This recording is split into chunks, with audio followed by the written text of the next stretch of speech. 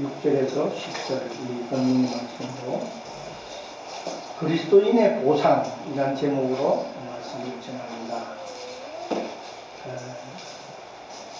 우리 믿는 사람들은 무엇으로 살아가야 되겠습니까? 하나님을 믿는 사람들은 믿음으로 살아가야 되는 것입니다. 믿음으로 산 사람들은 우리는 성경을 통해서 다시 한번 생각해 봅시다.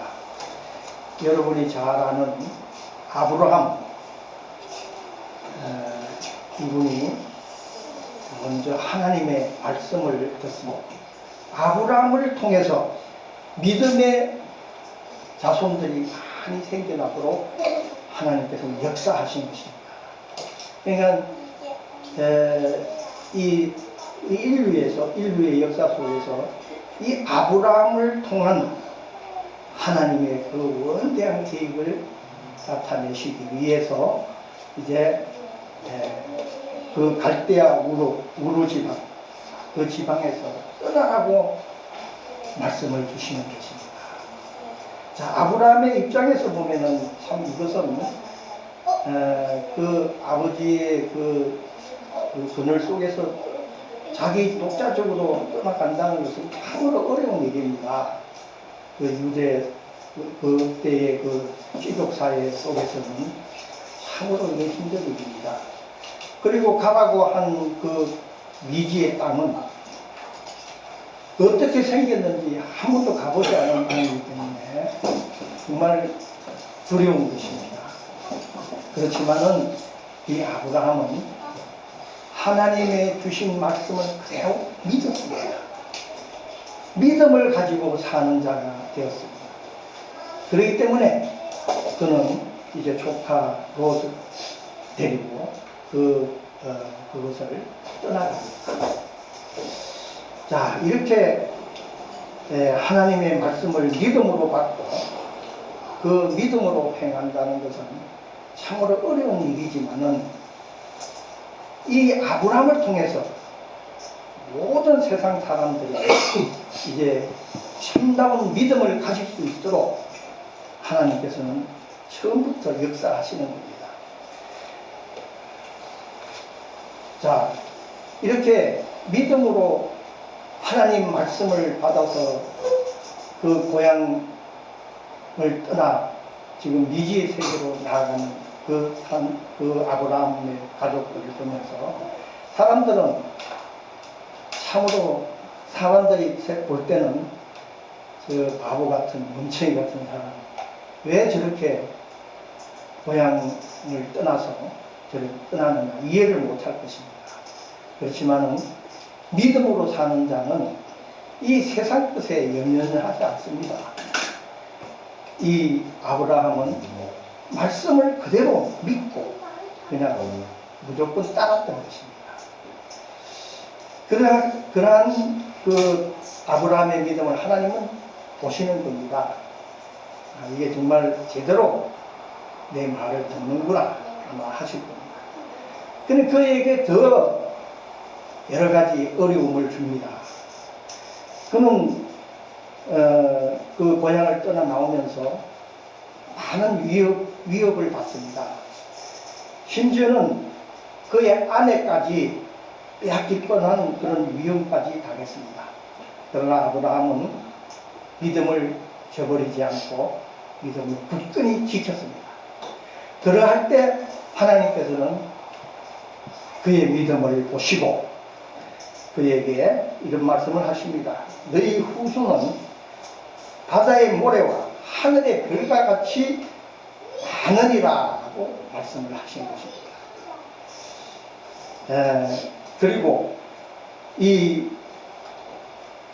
너의 그 후손이라는 그 말씀하시는 것은 바로 예수 그리스도를 얘기하는 겁니다. 하나님께서는. 그래서 세계 모든 만민들이 다 아브라함의 후손 예수 그리스도를 통하여서만이 구원받을 수 있게 그렇게 그 믿음의 길을 열어놓으신 것입니다. 이렇게 믿음으로 아브라함이 행한 그 결과는 무엇이겠습니까? 믿음으로 산 자에게 주어지는 것은 구원입니다. 이 구원이 어떤 구원이냐? 바로 영원한 생명을 얻는 것입니다. 그리스도인의 보상, 그러면 사람들이 예수를 잘 믿어서 하나님을 잘 경외해서 우리가 이 세상 살면서 받는 보상을 자꾸 생각합니다. 그것은 잘못된 믿음을 가진 자들이 그런 생각을 하는 겁니다.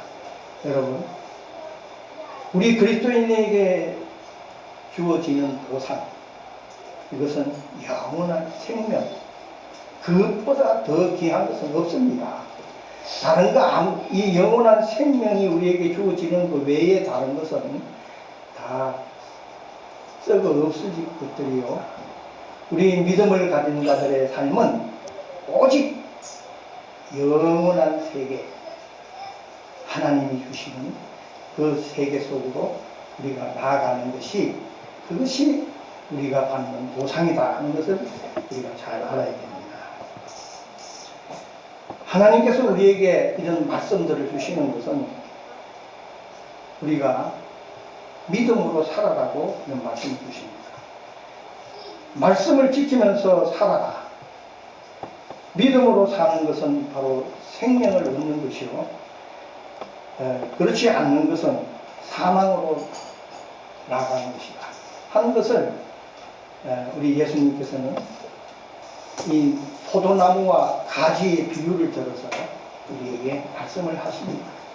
예수님은 나는 포도나무요 너희는 가지니 가지가 포도나무에 붙어있지 아니하면 스스로 열매를 맺을 수 없나니 라고 말씀을 하시고, 포도나무에 붙어있지 않는 가지는 밖으로 버려져 마르나니 사람들이 그것을 모아다가 불에 사르느니라 말씀을 하십니다.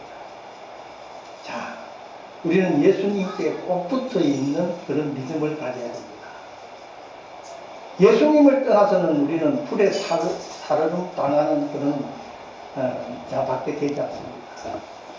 여러분, 우리가 예수님께 꼭 붙어있는 믿음을 가지고 신앙생활 생활할 적에 우리에게 주어지는 보상, 이거 너무너무 어마어마한 것입니다.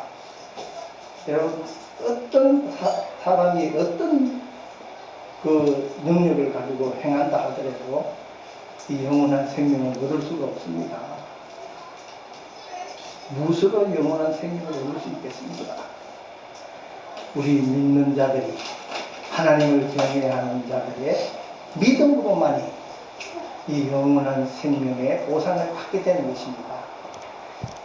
이것을 생각하고 신앙생활을 해야 됩니다. 그래야만 우리 모두에게 다 이 영원한 생명을 보상으로 받게 되는 은혜를 드리게 되는 것입니다. 오늘 말씀에 사도 바울은 6절에서 이렇게 얘기합니다. 그러므로 우리가 항상 담대하여 몸으로 있을 때에는 주로 주와 따로 있는 것을 안오니겠습니다.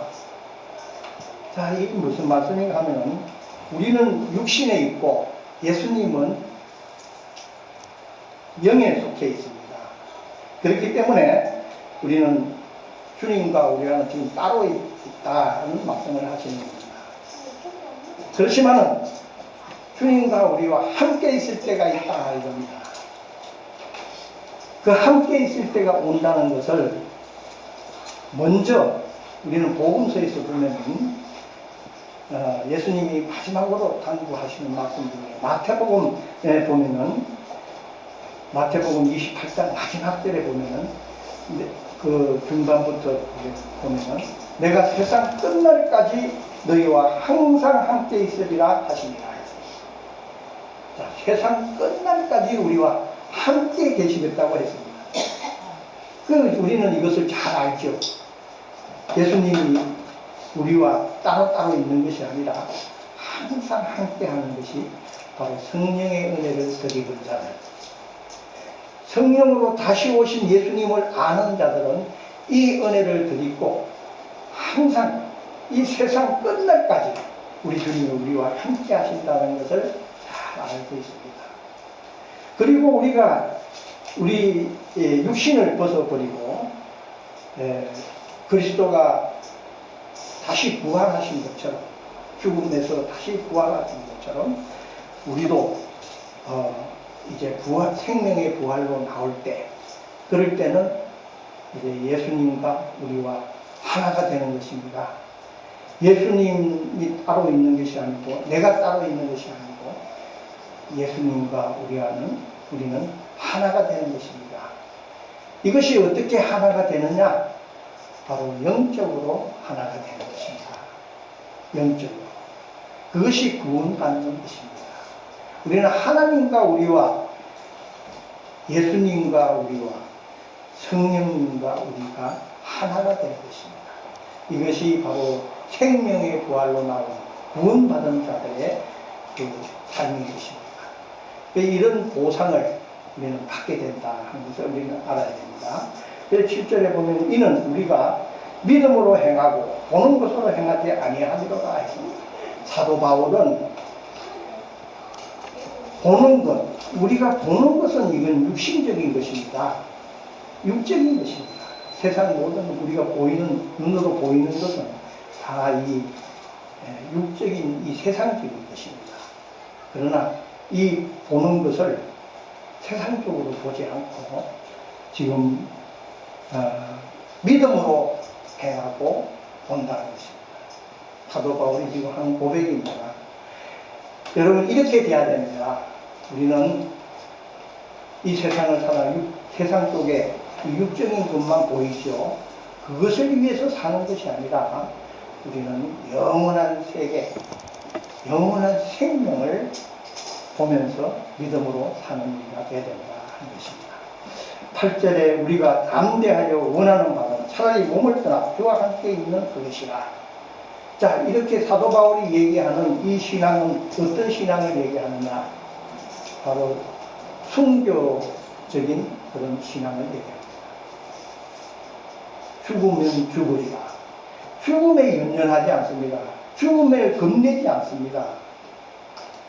사도 바울은 지금 차라리 몸을 떠나 주와 함께 있는 것을 원하고 있습니다.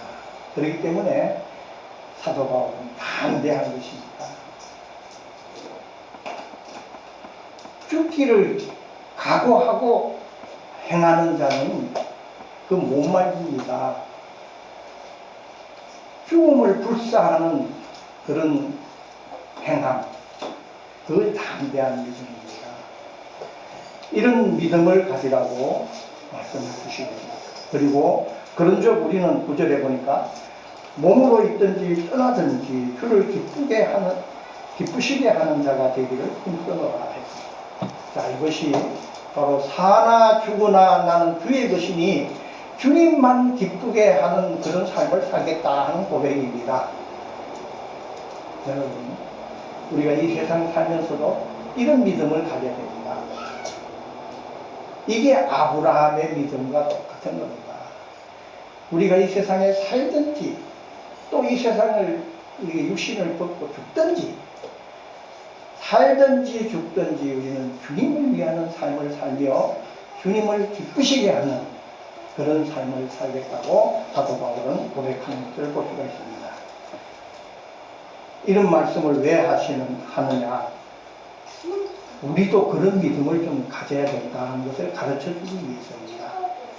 자, 10절에 이는 우리가 다 반드시 그리스도의 심판대 앞에 나타나게 되어 각각 선악간에 그 몸으로 행한 것을 따라 받으려 합니다. 이 사도 바울은 정말 완벽한 신앙을 가지고 있습니다. 즉, 이 보세요. 마지막에 몸으로 행한 것을 따라 받으려 합니다. 이 사도 바울은 복음을 위해서 많은 어려움을 당했는데 40에 감하는 매를 맞고 또 장대로 맞고 채찍으로 맞고 강물의 위험과 강도의 위협과 여러 가지 어려움 속에서도 굴하지 않고 복음을 전했습니다.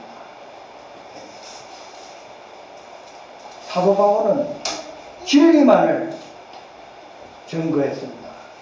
진리는 딴 게 아닙니다. 우리가 세상적인 그런 진리가 아닙니다.